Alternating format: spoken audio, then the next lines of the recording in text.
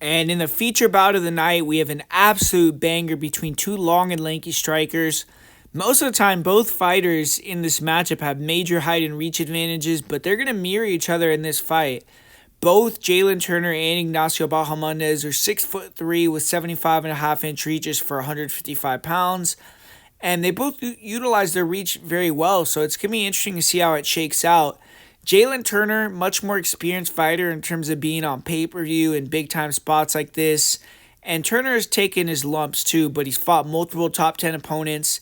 Ignacio Bahamondes has some under-the-radar good wins, but he hasn't beaten or been in there with the names that Turner has.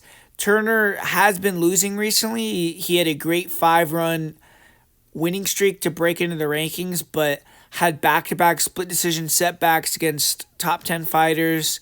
And then more recently, he had that loss to Moicano. And he's taken some time off to recover since then, but the pressure's a little bit on for him because he's 7-5 in the UFC. 3 of his last 4 fights are losses. He doesn't have the greatest record, but he's taken on a guy whose confidence is high in Ignacio Bahamondes. Bahamondes has won 2 in a row, 5 of his last 6. His last 2 fights, he's gotten first-round knockouts, so he's looking great. This fight is for the 155-pound longman striker title of the world. I guess Joel Alvarez has something to say about that, but really exciting, excellent fight here. And Ignacio Bahamondes, exceptional striker. He brings a high-volume game, wide array of weapons, great pressure. He's constantly switching stances. He picks at all parts of the body with jabs, straight punches, kicks, knees, super dangerous, nasty combinations.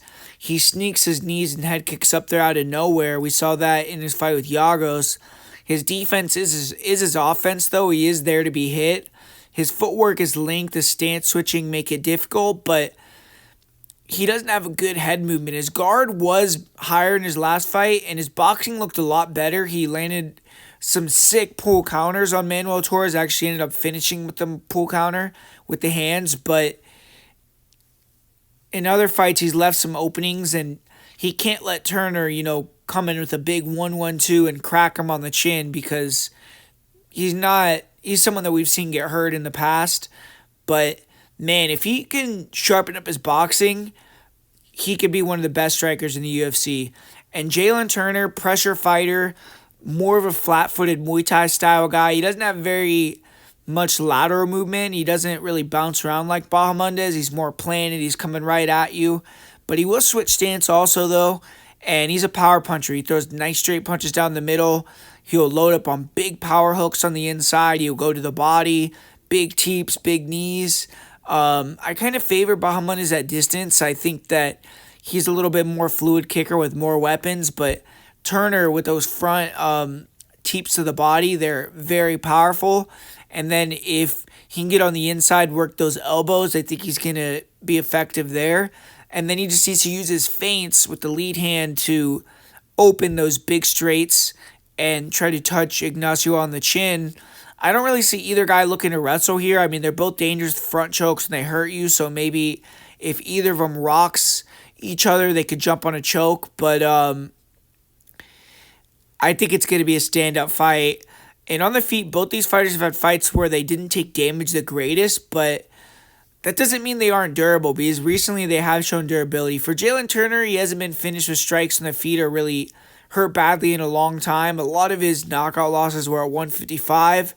And for Bahamondes, he's never been finished with strikes, even though we've seen him get rocked and stuff in the past. But I think if either guy connects heavily here, they could get a knockout, but I'm kind of expecting an all-out war. I really think this fight's going to come down to if Ignacio can get those kicks going before Turner could start landing those straights, and if Ignacio has sharpened his boxing up where he can land some pull counters on Turner, because I think if he's improved his boxing, he's going to be the significantly better striker overall. But if his boxing is still kind of sloppy, then Turner can have his openings.